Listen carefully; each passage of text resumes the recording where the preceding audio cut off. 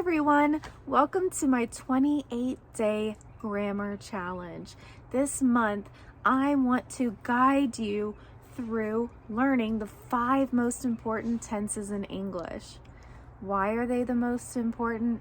They're the most important because they are the tenses that we use the most often.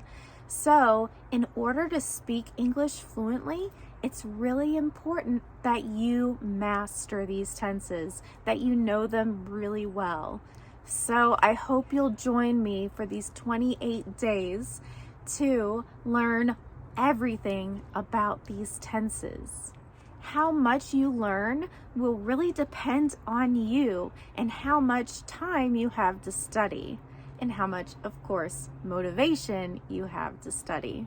So I'm going to provide you with about 15 to 20 minutes of work every day for the next 28 days. However, if you want to do more work, you will also find extra resources in order to go further with this. In addition to the extra resources, I have also created a private group in Telegram. This private group is so that you can ask questions, you can help each other learn what we're learning. I will also be there in the group to answer as many questions as I can.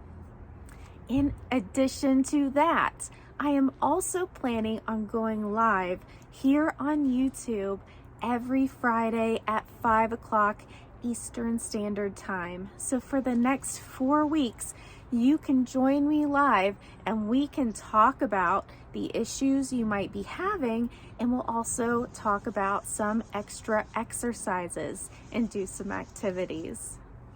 I am so excited to start this challenge. It's something I've been wanting to do for a really long time. So I think this is the perfect opportunity with the start of the new year to do this. It's also something that you can do later on if you need. It will be here available for you. So let's get started with day 1, the simple present tense. The most important thing to remember about the simple present tense is that it is the tense of permanence, of things that are always true, things that continue happening. Use number 1, things that are always true. For example, 2 plus 2 equals 4. That is always true, so we use the present tense. Here's another example. Trees are green. That's something that is always true, so we use the simple present. 2, we use the simple present for things that we believe are more or less permanent. So here's what I mean. For example, I live in the United States.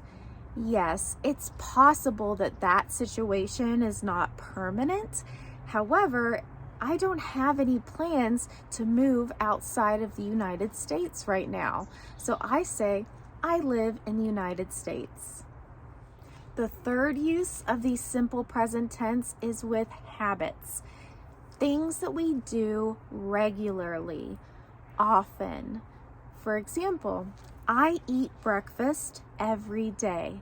If we use that tag every day, that's a good indication or a good sign that we need to use the simple present because it's something that happens all the time. Here's another example. I exercise in the morning. If I say I exercise in the morning, then that means that is something I do a lot. It's a habit of mine. In today's exercises, you're going to be working with these 3 categories of the present tense. Tomorrow, we're going to get started with the present progressive tense, also known as the present continuous tense. At the end of the week, we're going to talk about these tenses in relation to the future. So sometimes the simple present tense can be used to talk about the future. So stay with me, and we will get to that soon. If you haven't already, download the free guide to this challenge.